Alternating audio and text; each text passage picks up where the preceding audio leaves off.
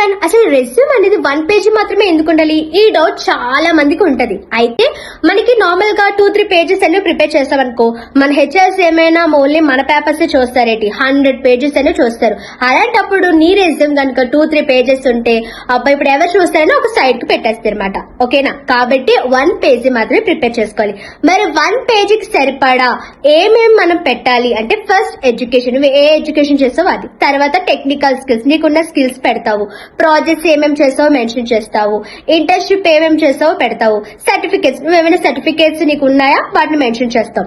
Achievements వచ్చేసరికి నువ్వేమైనా achievement చేస్తావు, సో నువ్వు వాళ్ళకి చెప్పాలనుకుంటున్నావు, అప్పుడు దాన్ని కూడా మెన్షన్ చేయొచ్చు. అలా కాదు నేను హాబీస్ పెడతాను, నేను మ్యారిటల్ అవునా కాదా పెడతాను, ఇవన్నీ పెడతాను అనుకుంటే నీ రెజ్యూమ్ కూడా సైడ్ కి ఉంటది. ఓకేనా? సో అర్థమైంది కదా రెజ్యూమ్ 1 పేజీ ఎందుకు ఉండాలి, అదే విధంగా రెజ్యూమ్ లో ఏమేమి ఉండాలని. సో ఇలాంటి మరిన్ని వీడియోస్ కోసం మన ఛానల్ ని సబ్స్క్రైబ్ చేసుకోండి.